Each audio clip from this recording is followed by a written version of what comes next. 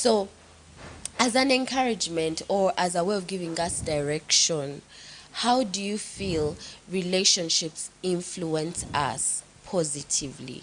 So let me start with a few scriptures. Thank you. I'm backing it up with scriptures to Yeah. tell you that these things are spiritual. Yes, they are. In First Thessalonians 5:11, it says, "Therefore encourage one another and build each other up, just as in fact you are doing." And then in First Corinthians 15:33, it says, "Do not be misled. Bad company corrupts Ooh. good character." Ooh. For those of So- you that think that was just like Kagero, say Kagero, it's scriptural. You know, it's really scriptural. Oh, girl, continue.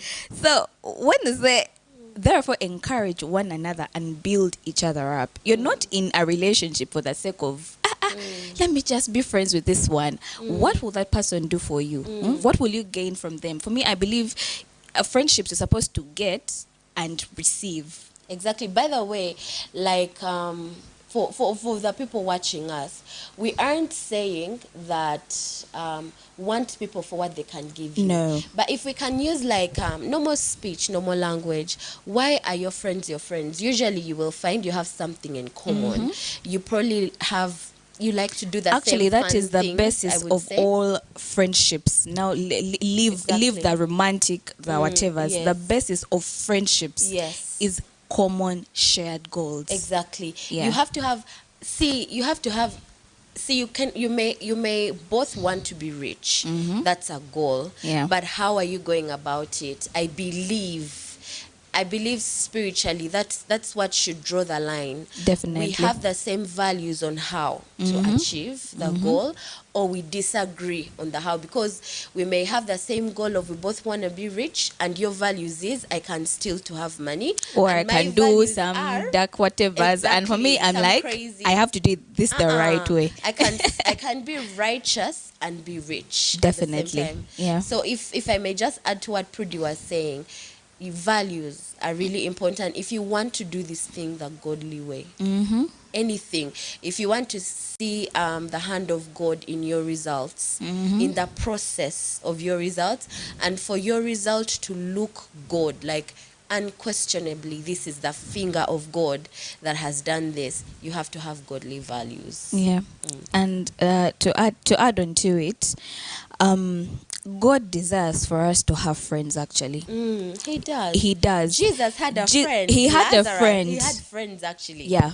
And the other thing is, if like the key word here in friendships is you choose. You choose. Now, for me, I used to have this thing. I never knew how to make friends. I had this whole corrupted thing about friends. Like, I had just been treated so bad. I had seen so many examples. So I was like, there is nothing like friends. Now, for me, as like a person who chooses me where I am, and they really stick by me because I was really a bad person, and they stick by me. That person really has seen beyond what they can take. So with friendships, there is nothing you're not getting anything tangible or physical. You're not receiving anything. Unlike in romantic relationships, you like a man, he's cute, he's everything, if he has God and all of that, he's rich and everything, you're getting something from it. With friendships, it's a choice.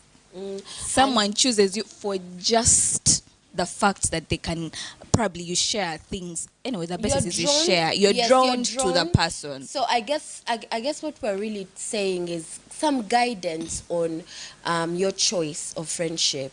Don't go in it for the sole intent of what you're going to get out of it. It should be, I feel it should be a natural thing, you know? Yeah, it is a natural thing. It should be a natural thing of this person shares, like we share We don't values. beg friendships. Yes. I can't beg you to be my friend. Yeah. It's those probably the spaces that we share, the time that we share, when we talk about things, when we share about things, you call me, I call you, encourage me. We are nurturing a friendship. It really grows like that. I can't just be, I can't just come to you. I'm like, Zoe, I want to be your friend, and automatically. And honestly, people who have come to me, like in my inbox, or they come to me straight up, I want to be your friend, honey. I run away because I'm like, you can't ask for the friendship. You have it. It grows. It's Yeah. a choice. With time. Yeah, with time. With time, the more you feel like, if you're walking with God, because this is really the context of God, everything shared on here is within the context of God. It has to be, the friendship, you build each other up.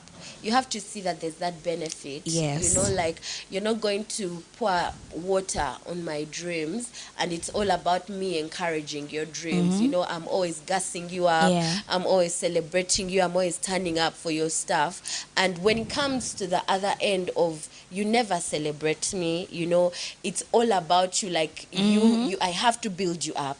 I have to pray over you. I have to have faith, for you and encourage you. And yet it's not reciprocated.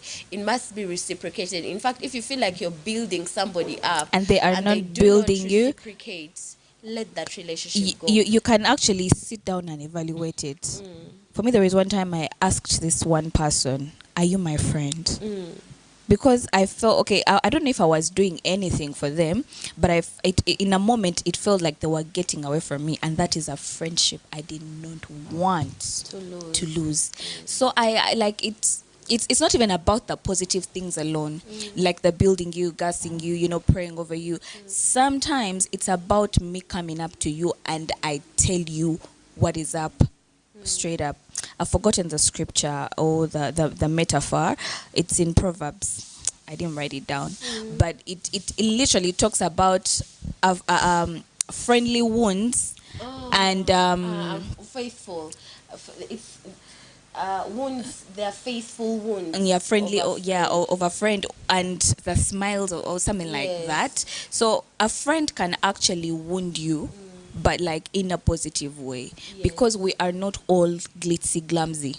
So that's about like building each other up. Yes. You can always you should have friends that can hold you accountable and yet Accountable, it's okay. yeah. You don't take because it it also hurts negatively. them. For me to come and tell you, Zoe, this and this, it hurts me. I look at my message, or probably the voice note I've sent you, or the call I've given you, and it hurts me that I have to tell you this. How will you feel? Yeah. Because I also think about how you might feel. Probably I misunderstood you or something, but I've also come to tell you something which is up, and probably you need to change, or we need to evaluate a situation. Literally, like, you need friends that can hold you accountable. It's Proverbs 27 verse 6. It says, faithful are the wounds of a friend who corrects out of love. You see, we also have to speak the truth in love.